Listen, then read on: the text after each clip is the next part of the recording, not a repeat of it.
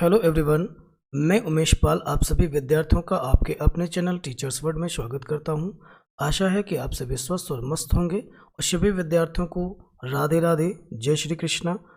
आज हम लोग एक न्यूज़ है जिसके ऊपर डिस्कस करने वाले हैं, जो अभी हाल ही में एनसीटीई की कुछ गाइडलाइंस आई हुई हैं, है ना।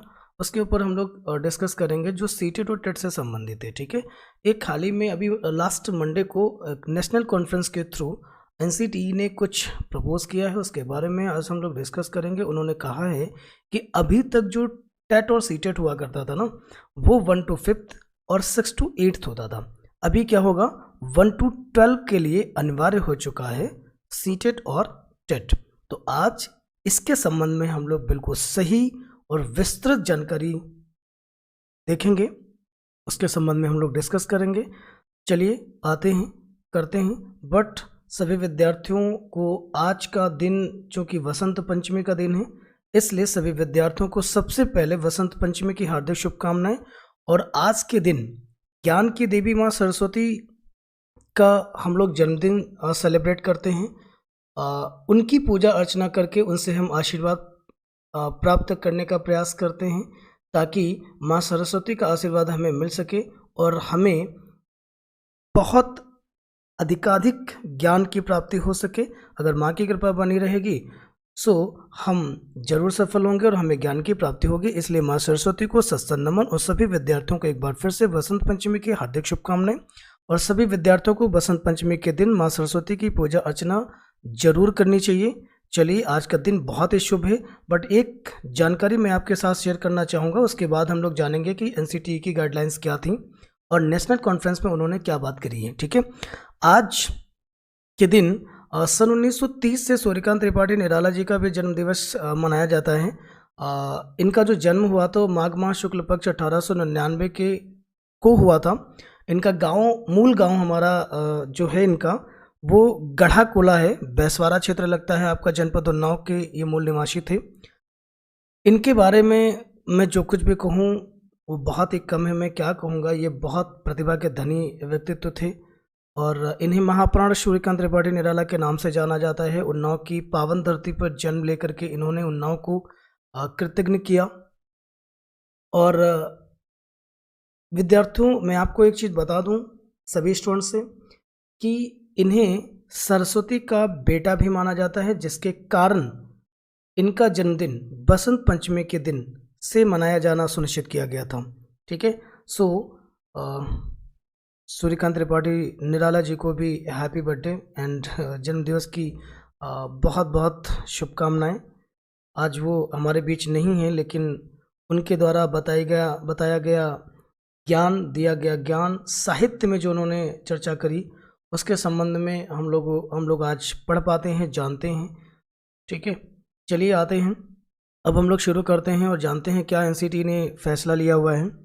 देखिएगा, एनसीटीई ने सभी न्यूज़पेपर, न्यूज़ चैनल्स, सभी प्रिंट मीडिया के पास ये खबर है, आप कहीं से भी सर्च आउट कर सकते हैं। बट अभी तक क्या है ना कि एनसीटीई ने अपने पोर्टल पे इस तरीके की अभी कोई गाइडलाइंस नहीं जारी करी हैं, क्योंकि इसके संबंध में सिर्फ अभी तक उन्होंने अनाउंसमेंट ही करी है। हाँ, बट उनकी तैयारी पूरी है। ठीक है, एनसीटीई ने लिया फैसला 9वीं से 12वीं तक पढ़ाने वाले शिक्षकों के लिए अब टेट होगा अनिवार्य। मतलब जो विद्यार्थी अभी जूनियर के बाद मतलब एलटी, टीजीटी, पीजीटी के लिए प्रिपरेशन करना चाहते हैं, उन्हें भी अब टेट देना होगा। और सबसे पहले तो उन्हें सीटेट देना होगा। जब हमारी कमीशन तैयार हो जाएगी तो अगर प्रदेश सरकार चाहेगी तो उसमें भी वो लोग करेंगे। खैर, ये सब चीज़ें अलग हैं और अभी हम लोग इसके बारे में थोड़ा सा और जानेंगे। देखिए कि ये आपका टाइम्स ऑफ इंडिया का न्यूज़ है, जहाँ पे लिखा हुआ है कि NCTE proposes mandatory TET for secondary education at national conference. National conference के अंतर्गत उन्होंने ये बात करी है। ठीक है, जो हमारे प्रोफेसर योगेश जी रहे हुए हैं, the national council for teacher education advocates for integrating the teacher eligibility test into secondary education class 9 to 12 as part of educational reforms aligned with the national education policy 2020। कहने का अर्थ ये हो जाता है कि जो एनसीटीई है वो इंटीग्रेटेड टीचर एलिजिबिलिटी टेस्ट जो बना रही है, ठीक है, वो 9 to 12 के लिए बना रही है ना, क्योंकि अभी तक जो टेट था वो फर्स्ट टू फिफ्थ मतलब प्राइमरी लेवल पे होता था, 6 to 8 मतलब जूनियर लेवल पे होता था। अब आपका माध्यमिक और इंटरमीडिएट स्तर पे भी ये चीज़ें होंगी। 9 to 12 के बीच भी टेट को देना होगा, ठीक है। सो क्या कहें, शब्द तो नहीं है, बट यही कहूँगा कि जो व्यवस्था दी जा रही है उसमें हम सभी को शामिल होना है, सभी विद्यार्थियों को शामिल होना है। अगर आप टीजीटी, पीजीटी, एलटी के लिए प्रिपरेशन कर रहे हैं, खासकर बीएड स्टूडेंट्स, ठीक है, सो उन्हें टेट के लिए भी मेंटली प्रिपेयर हो जाना चाहिए। और मैं कहूँगा कि उसकी तैयारियां अभी से वो शुरू कर दें तो बेहतर होगा, क्योंकि जिस समय अनाउंसमेंट होगा उस समय आप इन चीज़ों की प्रॉपर प्रिपरेशन नहीं कर पाएंगे। संभव है कि आपके हाथ से मौका फिर से चला जाए, ठीक है। तो इन चीज़ों को ध्यान रखेंगे और टेट और सीटेट की प्रिपरेशन आप फिर से शुरू कर सकते हैं, ठीक है। सो आज के लिए हम बस इतना ही कहेंगे। गवर्नमेंट फ़िलहाल कोई वैकेंसीज़ के बारे में तो नहीं कह रही है, बट इतना ज़रूर है कि उन्होंने नोटिस कीजिएगा कि गवर्नमेंट ने सिर्फ, यूपी गवर्नमेंट ने बस यही कहा है कि आपका प्राइमरी स्तर पे कोई भर्ती फिलहाल वो देने के मूड में नहीं है, लेकिन उन्होंने नहीं कहा है कि जूनियर या एलटी में कोई वैकेंसीज फिलहाल नहीं देंगे, ठीक है। इसलिए बीएड स्टूडेंट्स तो बिल्कुल इसके लिए रेडी रहें, प्राइमरी भी परेशान ना हो, उनके लिए भी जल्द ही कुछ न कुछ वो करेंगे ज़रूर। बट अभी फ़िलहाल वो चुनावी माहौल के चलते ऐसा कुछ नहीं कर रहे हैं। और खैर चलते हैं। आज की चीज़ें मैंने आपके साथ डिस्कस कर ली है, मुझे इतना ही आपके साथ शेयर करना था।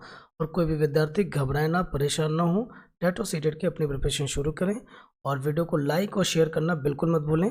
Thank you so much.